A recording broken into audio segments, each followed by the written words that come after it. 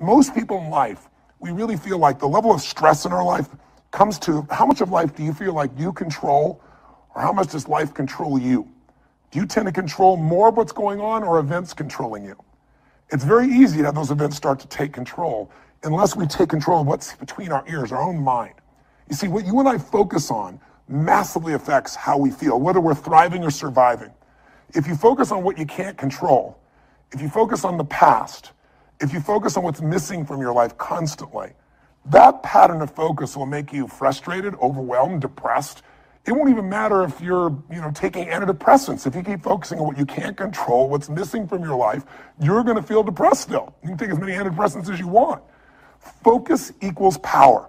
If you want to thrive, you got to focus on what you can control. You got to focus on the difference you can make. You got to focus on what's already in your life that you're grateful for. And I have a little process here at the end that's my gift to you, which is just a simple ritual that can bring you back to this place. So one thing that leaders do is they focus on the things they want. They focus on what they can control. They focus on what they have. They have a combination of gratitude, strength, and commitment. They really unleash the second element. They have a vision. They have something that they're after, something they want to create, something they want to contribute, something they want to give, something they want to make happen. And that's when you become a creator again instead of a manager of life. And it's easy to lose that sense of vision in your life through disappointments. Hey, we've all had them. You get all excited about something and then, life seems to crush it. Somebody betrays you. You betray yourself. You don't follow through, and then you don't trust yourself at the same level. What makes somebody a leader is they build this certainty, and not only with focus, not only do they get a vision for what they want, but they bring that certainty in their body.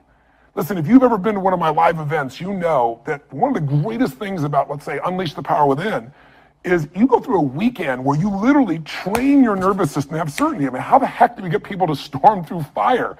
It's not about firewalking. It's about getting yourself to be able to take action in the areas of your life that normally you would more than hold back, where your brain would take over and say, I can't do this. Are you crazy? Somebody else did it, but not me.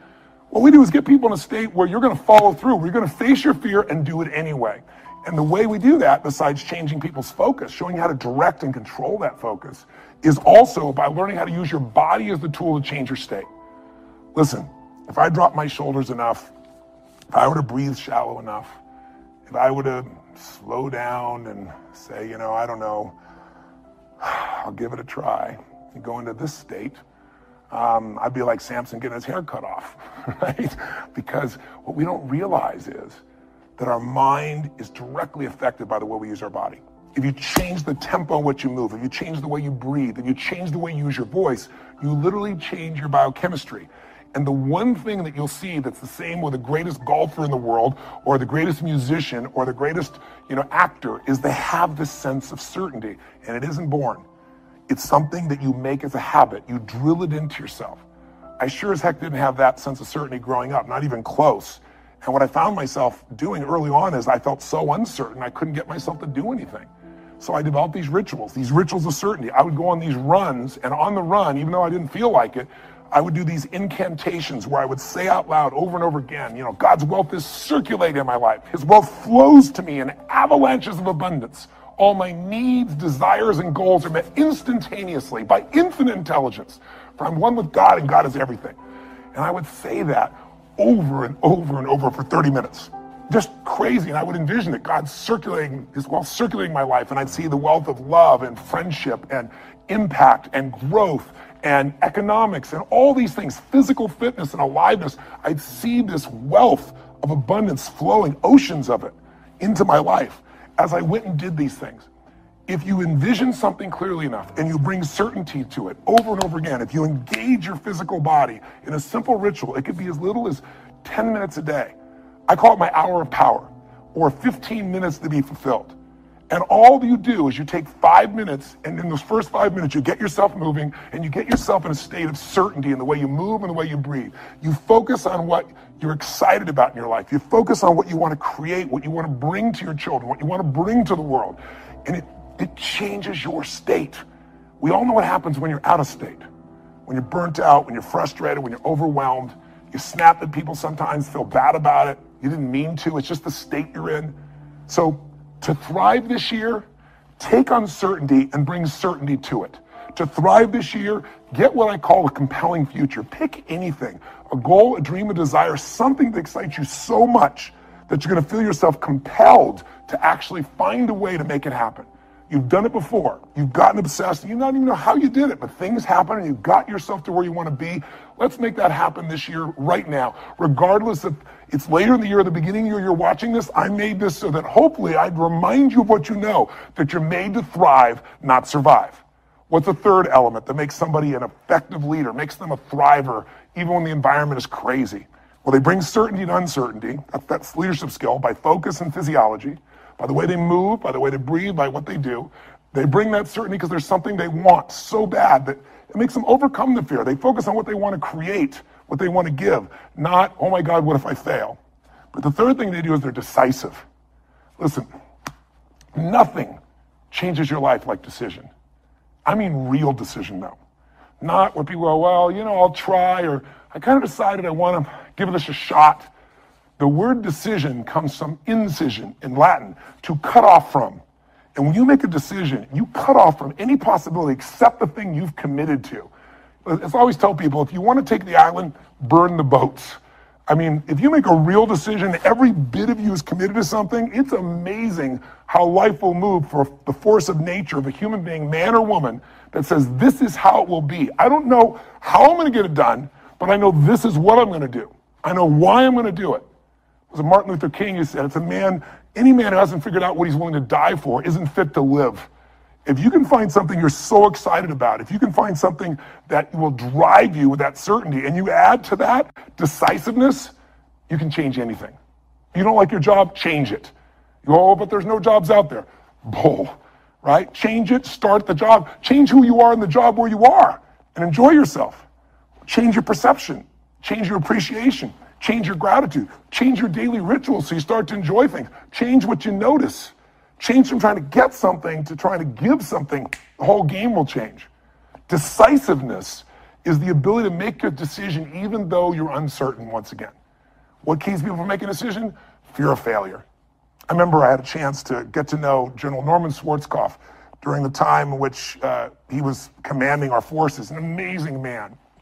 And he would step over there in Desert Storm, as they called it in those days, and he could command a guy that was just brilliant.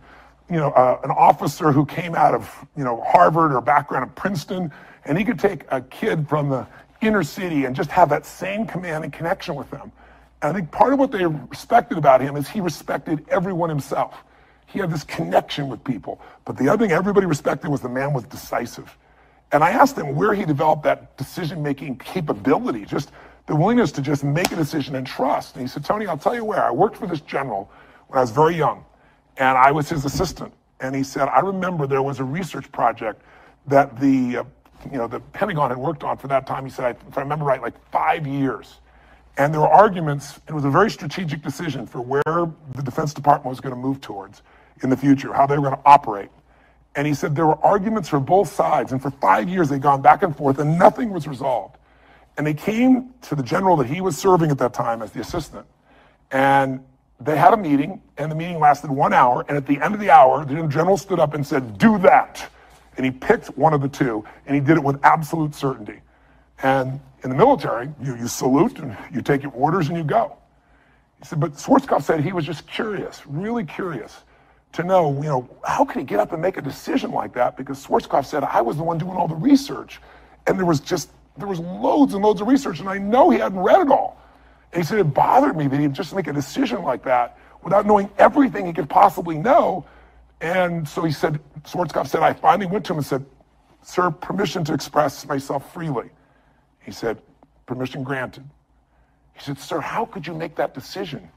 He said, there are reams and reams and reams of information. You had a 1 hour meeting. You heard, 20 minutes of discussion for both sides, and you decided the entire direction where things are going to go for the armed services, for this part of the armed services. And he said, how could you possibly do that? You don't have all the information. He said, no one does.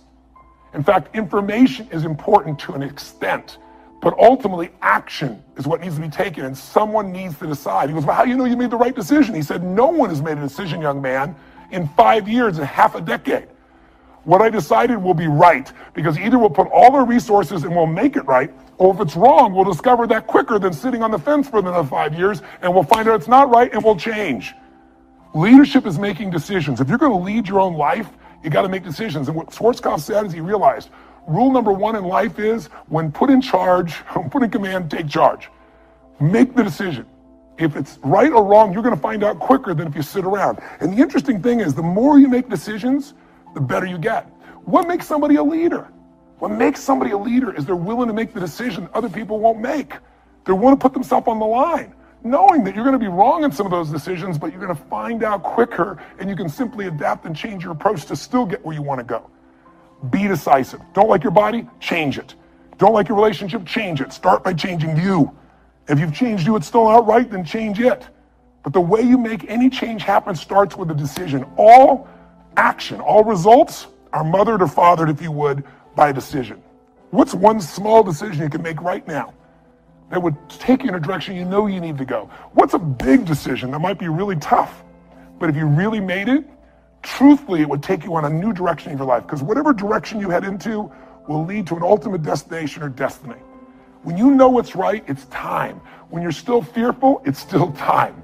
You want to change your life? Decide. Decide something you're going to do. Decide something radical. Commit an act that moves you forward instead of thinking more, because we all can get caught up. I tell people, you get in your head, you're dead.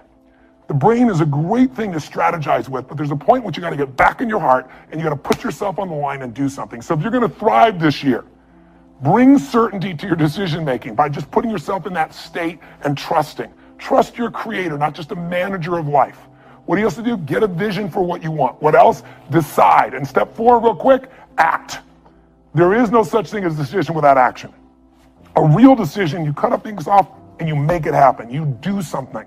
And I've always found in my life, never leave the sight of making a decision to something that's important without doing something in that moment that commits you to follow through. Take some action in that moment. Because otherwise, here's what happens. You get excited or something makes sense to you, you're passionate about it, and you go, I'm going to go do this. And then you go home and you get caught up in emails and phone calls and other people needing things from you. The next thing you know, you're out of state and you don't follow through. Has it happened to you before? I can promise you if it hasn't, it will in the future. People that succeed, when an opportunity is there, they trust. They trust. If I'm going to thrive, this is here in my life for a purpose. Life isn't happening to me. Life is happening for me. And even this pain or challenge or this opportunity is something I'm going to find a way to make use of. I need to make a decision, and I need to do something right now to move things forward in the direction of what I really want for my life. Even if I don't know the final destination, I need to move in that direction. I need to take some form of action. Most people, they have all these visions. Maybe they start to make a little sort of decision, but they don't make a real decision because they don't act on it. And if you don't act on it, your ideas, your dreams will die in your mind. They'll die on your lips. And think about it. Most people in North America, around the world, the Western world, are they truly fit, strong, and healthy? Do they truly have a relationship that's totally passionate? Do they love their work? Are they economically free? The vast majority, you and I both know the answer is no. If you want to be like most people, then what you got to do is figure out how to survive. If you want to lead, you got to thrive. And you have that capability, and you're probably already doing it. I'm probably speaking to the choir to some extent. If you're still watching this right now, you have turned me off as a raging maniac who's on a rant, because that's what I am. I'm on a rant right now. A rant to call to your soul to say, no matter how great life is, take it to the next level. Find the way to thrive on the very things that stop other people in their tracks. Thrive on what produces fear inside you and in other people. Thrive on something that you envision that you have a higher purpose for. Thrive by being decisive. Thrive by taking massive action. And if the massive action doesn't work, if what you try doesn't work, just simply try something else. And if that doesn't work, try something else. If that doesn't work, try something else until you find what works. Now you can speed that up by modeling, by finding somebody who's already getting the results that you want to get in your life. Somebody who already has lost 30 pounds and kept it off. They aren't lucky, it's been 5 years. Somebody who started with nothing and now they're financially free and their family has an extraordinary quality of life. Why not figure out what they do? Somebody who truly is happy, not because everything's going their way, because they find a deeper meaning and a richness in everything around themselves, whether it be their children or nature or even problems. Because obviously, if we have no problems, we feel dead inside. Problems can either destroy you or call you to become more. If you look at the biggest challenges in your life, if you brought certainty to it, if you brought a vision beyond the problem, if you made some decision of what you're going to change, even if you didn't know how, and if you took immediate action with enough intensity, massive action, you probably found the cure-all. You probably found a way to adapt and get where you want to be. That's what thriving is really all about. But the ultimate thriving is not just breaking through and making things happen. The ultimate thriving for this year or any year of your life is to remember the secret to living is giving. It's to, as corny as that sounds, it's to connect to something bigger than yourself.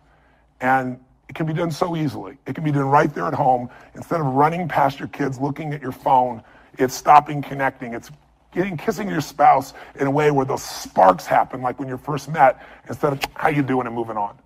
Most of us are moving so fast, trying to manage our lives, that we're not thriving. Thriving comes with depth. You're not going to find thriving in a friendship that happens in milliseconds online. Nothing wrong with it. It's great connection. But a depth of a real friendship is not your Facebook friend. It's not the same as being with somebody and actually having your full attention, not while you're monitoring what's going on your cell phone. Just the experience of being with somebody. But contributing your caring, contributing your interest, contributing in a simple way. Finding some way to give love, attention, care, joy, or happiness to any human being. It doesn't have to be working in a soup kitchen, but that can be pretty wonderful too. Volunteering an hour in a month, an hour in a week can change a person's life. But it can be outside world. It can also be really on the inside world. If you want to thrive, then you got to remember life's not about me, it's about we. You already know it. It's in your soul. It doesn't matter what words I say. If I'm saying something that's BS, you can feel it. If I'm saying something's true, you can feel it in your heart and soul. And the thing that's true is we're here for more than just ourselves. And we feel most alive when we're doing something that's beyond ourselves, when there's something where we think that, God, by this interaction, someone's going to feel more loved. Somebody's going to feel more lifted. Someone who is down is going to get up. Someone's going to know that they're cared for. Or I'm going to help somebody physically. Food, skills, ability, talent, whatever. Helping a stranger or helping someone you love, help comes from a place where you're abundant, you're not scarce. So the most important time to help is when you think you need it. So next time you're really feeling down and out, maybe find somebody else who's much worse off, because there's always somebody there if you look around, and see what you can do to help them. And watch what that does to change your entire spirit, psychology, and state.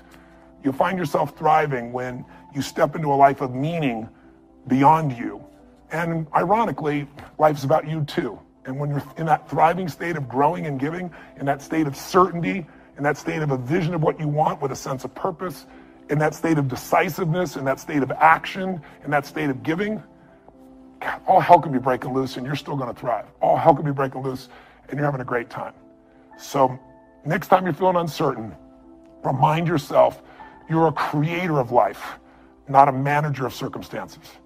And I hope this little trigger will remind you that also what'll help you have this is not just this video that you watched here, which maybe watching it again will be helpful, maybe not, it's up to you.